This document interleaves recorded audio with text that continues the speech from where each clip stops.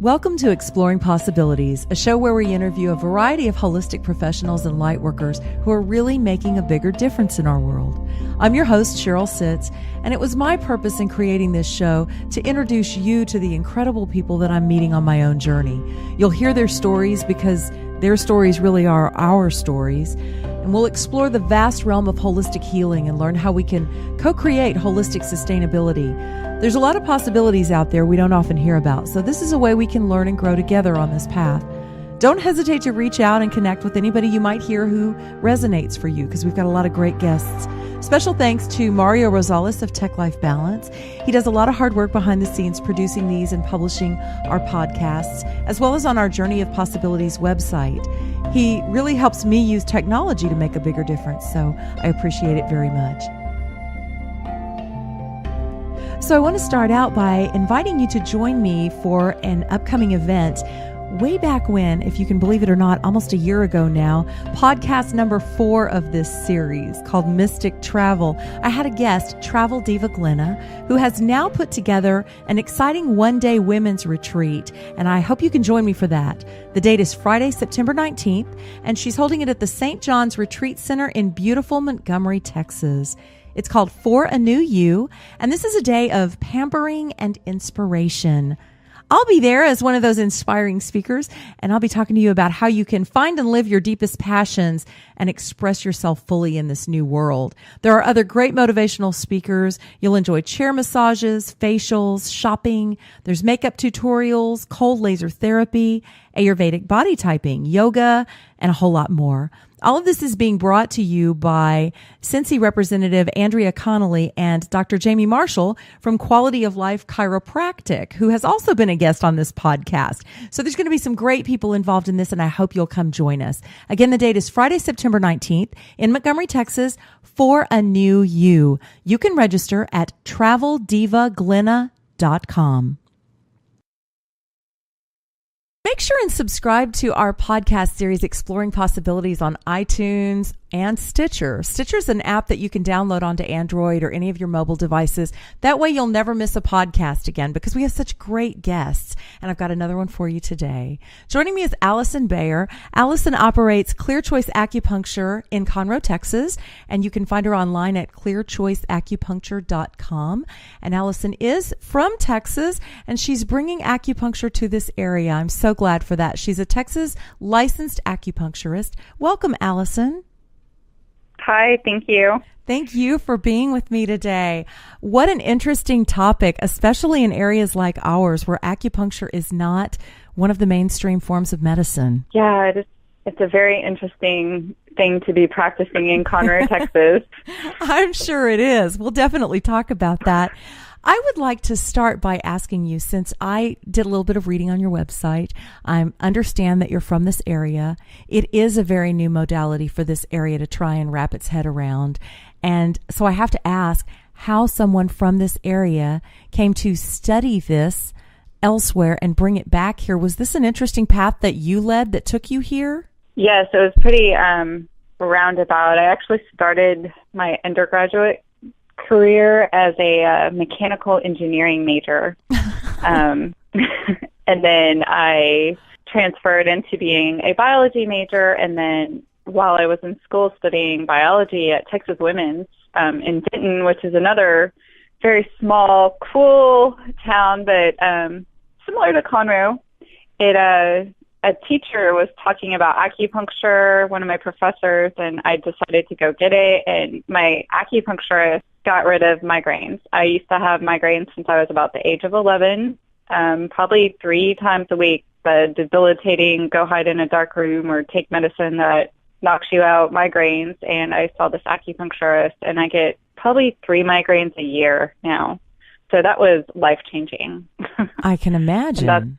That's what drove me to, give up my studies of Western medicine, which was kind of where I was headed, and move to Austin and study acupuncture and Oriental medicine. That's a very interesting path. And it didn't stop in Austin, did it? I mean, I'm remembering that you even told me about studying in China and Tibet. So I'd love to hear a little bit about how a Texas girl, found herself there. Well, my school, the AMA Graduate School of Integrative Medicine in Austin, most of the professors are from China. They're from Chengdu, China, which Chengdu is one of the gateways to Tibet. So that's how the China trip flows to Tibet. Our sister school is in Chengdu, so every other year, students from the school and even alumni are allowed or chauffeured to China to go study for 6 weeks in Chengdu, and we toured Beijing, and then we went to Tibet. And I mean, we didn't study much medicine in Tibet. That was more of a monastery tour. We saw the Dalai Lama's home and the Potala Palace and everything like that. So, yeah, it was a great experience. It's not one that many people get to go to Tibet. I'm feeling like this was not just a different trip for you and different path for you medically, but possibly spiritually, because those paths aren't very common around here either in terms of spirituality. Was it all of it? Was all of it kind of opening for you? Yeah, China is, for whatever people in America get from sound bites on the news, it's not what people hear. It's not what you read in the news, how it's all mercury contaminated and blah, blah, blah, blah, blah. It's beautiful. It's China and Tibet are just, they're gorgeous. Gorgeous people, totally different from here. Just like total 180 from our culture. Yeah. And it's, especially Tibet, it's just beautiful. There's nothing like it that I've ever seen in America. So I think I might have been tempted to move there if it was me, and I found it so wonderful. What brought you back, family and friends? Yeah, I was missing home and, wanted to finish my schooling also. Right. And we were definitely, one of our teachers, Dr. Shin, escorted us, did all the translating and everything, because especially when you get to remote places, nobody speaks English. Wow. At all. Even in China, what I saw was, parents encouraging younger children to come talk to us in English because they were learning it in schools, but like the communist revolution there, which actually brought acupuncture and oriental medicine to more recognition in China, it also discouraged a lot of the English learning that had been taking place. So a lot of people that are parents now and grandparents don't speak English, but the children are learning it. Wow, that's interesting. So everything in China is much different than it is here, from the religion to their lifestyle. I mean, they tend to be success-oriented, but they handle their stress much different than we do. And how has that been to try and integrate that with living here now? I think that we are actually going that way. So in China, for example, at a hospital, you will have the Western medical wing and you will have an Eastern medical wing. They are in the same hospital. The doctors are all doctors. They all talk to each other. They all respect each other and each other's knowledge. So it's integrated. It's beautifully integrated. And here we have such a disconnect. And I feel like it's even amongst MDs, and then they get so specialized and they just don't talk to each other. They don't communicate well. And then you throw in, acupuncture, chiropractic, and the disconnect continues. So my school in Austin, I obviously like my school, they are becoming very integrated into the different hospital systems in Austin. For example, when I was in intern for my master's degree, we actually went to Seton Hospital system, and we would do our internship there. Doctors would send patients to the student clinic there, and UT is actually building a medical school in the next couple of years in Austin, and our school is being very integrated into that medical school system, which I just think is fabulous. Yes. To integrate the two modalities. One is not better than the other. They're just different. And absolutely. I really see us going that way, which is great. I agree. No more choosing. Let's honor the value in both. Right. Well, I have to tell you, you put something on your website that I don't hear from Western doctors too much. Maybe it's just the Western doctors I've gone to. But you actually say that you believe good health already lies within everyone, and then you go on to talk about balance. That's not something anybody ever told me before. It feels like they need to try and repair something or what. It seems like a different philosophy. Can you talk about that a little? Well, that's so Chinese medicine is based on Taoism, which I don't know if you know much about it, but Taoism is just, it's the way, Lao Tzu is one of the main philosophers of that. It's not a religion, it's a philosophy. But so Chinese medicine is based on this philosophy, and it's that yin yang, it's balance. Within one thing always lies the other. And humans, we're about balance. I mean, life, the earth, everything it's in a constant state of balance. And so we also see that when you have sickness and disease or pain, something's out of balance. Out of balance emotions are what create internal diseases. And if your body isn't strong enough, if your chi isn't strong enough, that's when external factors can invade the body and cause things like flu and colds. So nobody is ideally so sick that they can't come back into a good balance. But speaking to that, it's better to see a Chinese medical practitioner and get acupuncture and herbs and, do Qigong or Tai Chi or yoga and use it preventatively and keep yourself in balance. Because when you get so far out of balance, it's hard to come back, no matter, even if you try very hard. Yes, I agree. You can still come back, but it's better to do things preventatively and at the first sign of something get treated rather than wait, 20 years down the road before you pay attention to what your body is telling you. Right. So you talk about the chi being strong enough. Can you elaborate on that? How do I know if my chi is strong enough, and how do I strengthen it? So what I was talking about with the chi in that scenario is we have something called wei chi, which is also defensive chi. So when people frequently get sick with colds and flus and that kind of what we call an external invasion, it's due to their wei chi being deficient. And to build that, you can do acupuncture and herbs, and it's just basically taking care of yourself, taking care of your defensive chi, eating right, sleeping well. Wei Qi is like your immune system, I guess, in Western medicine.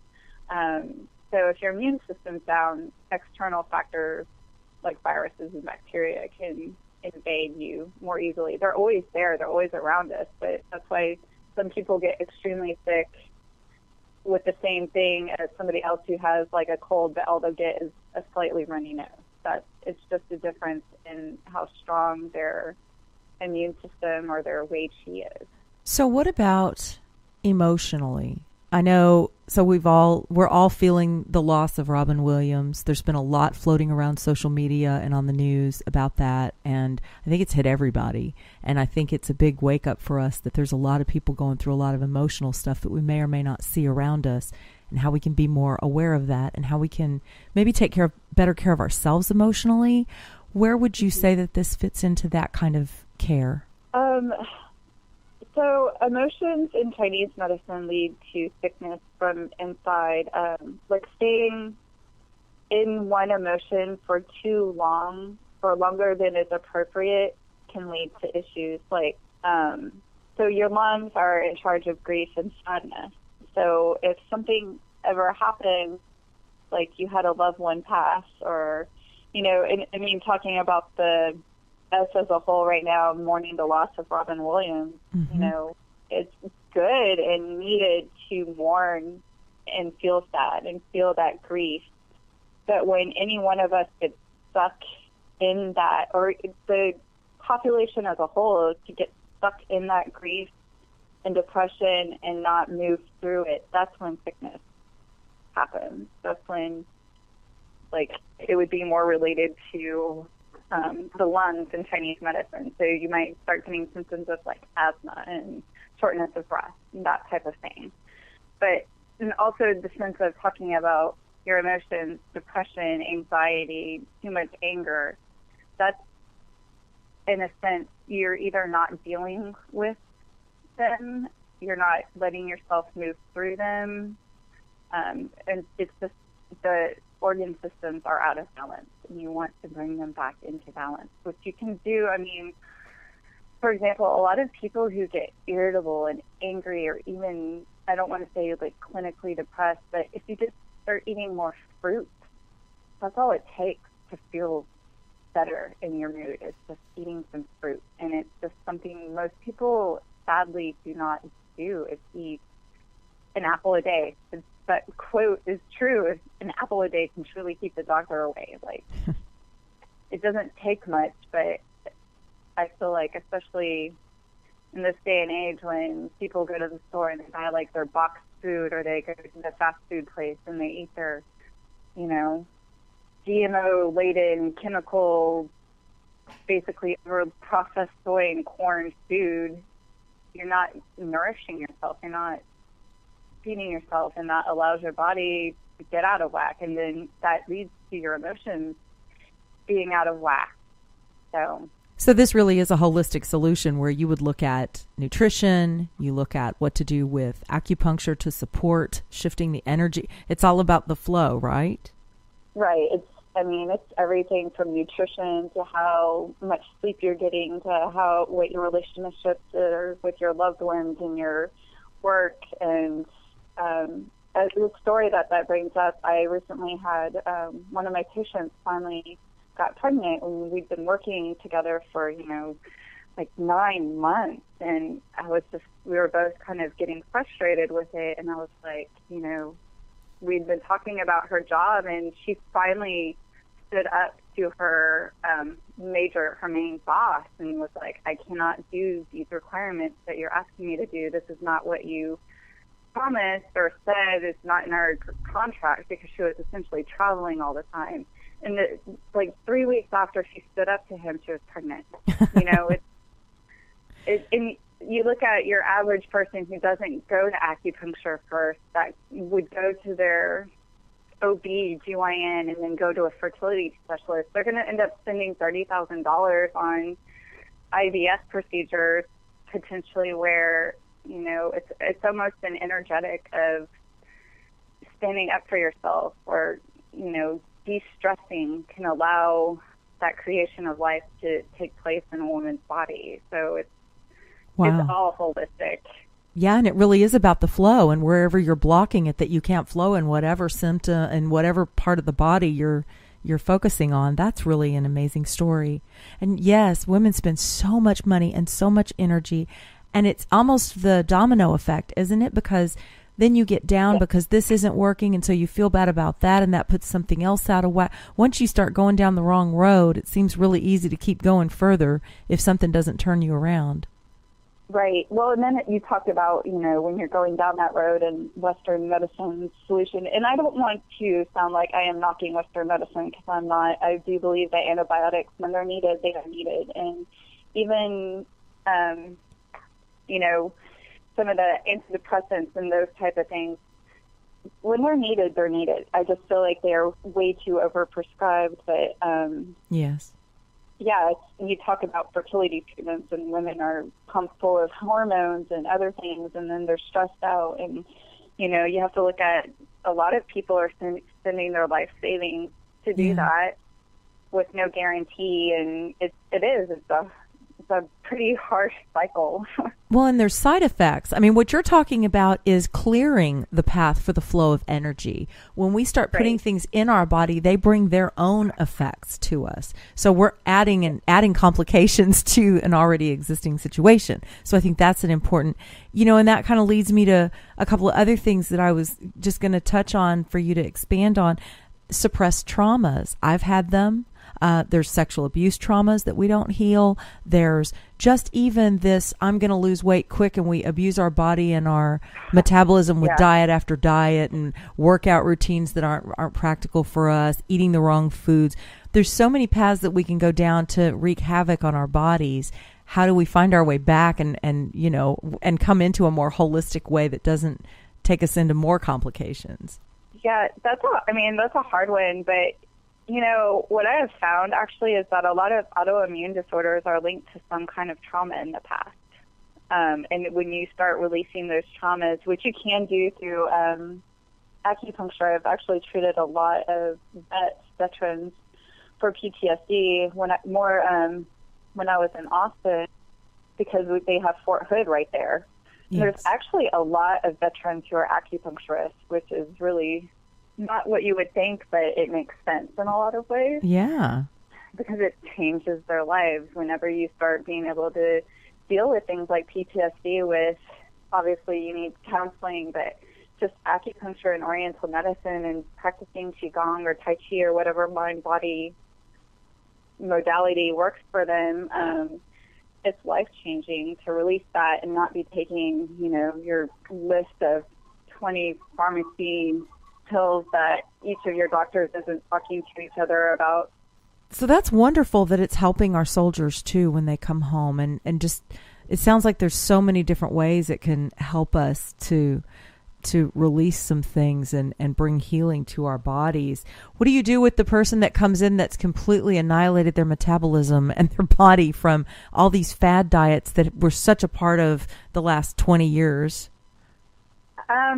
So that type of thing, and that even, I want to tie that into a lot of the pain management people who've injured their body, however, and they've had this surgery and they've taken this pill and then they had this other surgery and then they took, and they come into me and they're on 10 different medications and they've had all these surgeries, and that really it gets hard to treat that. It's years and years and years of damage. Yes. But I don't want to say it's not treatable. It's just, you tie it into American culture where people want to go to the doctor, and I'm of course generalizing, but I see it all the time. People want to go and they want me to do one treatment on them and have 20 years of whatever has been done to them just magically disappear, and it really doesn't work like that. If it took you 20 years to get to whatever state you're in, it's going to take at least, a good generalization is like 10 years to undo that damage. But you have to also have regular treatments and really start changing lifestyle and diet and mental attitude, which it doesn't happen overnight at all. Well, and sometimes we make the decision to do that and we backslide a few weeks or months on those commitments because we've been living another way for so long. I mean, it has been for me too since I declared myself on this holistic path. It's like, okay, Sheryl, you can't be on this path and go back to doing that because you don't have those solutions available to you anymore because you realized they weren't solving anything. And yeah, I grew up, you go to the doctor, they write you a prescription, you take a pill for a few days and you're all better. You're not really, but you believe you are. So we expect that, and then we come into the holistic path. Oh, you mean it doesn't really work that way? I have to change my whole life? And it is a gradual process. So I'm glad you're not painting false hopes for people that you can fix them overnight or fix them at all. No. I mean, sometimes like I slept badly and my neck hurts and I can't turn it. That kind of thing, I can pretty much in one, maybe two treatments, that's gone. But years and years of damage, but it's also, and this is something I'm working with myself in my practice, is letting people know that when you fall off, you just forgive yourself and try it again. You don't fall off and say, well, I can't do that, so give it up, Back to my kind of history about going into Chinese medicine, so when I went to that first acupuncture session, she asked me about my diet. And here I am, I was 23, and I was just like, yeah, I drink like 5 Dr. Peppers a day, and I have like 2 to 3 bags of Doritos, and, why couldn't, and I don't drink any water. And why wouldn't an MD be like, for one, you need to add some water to your diet? Like, why do I,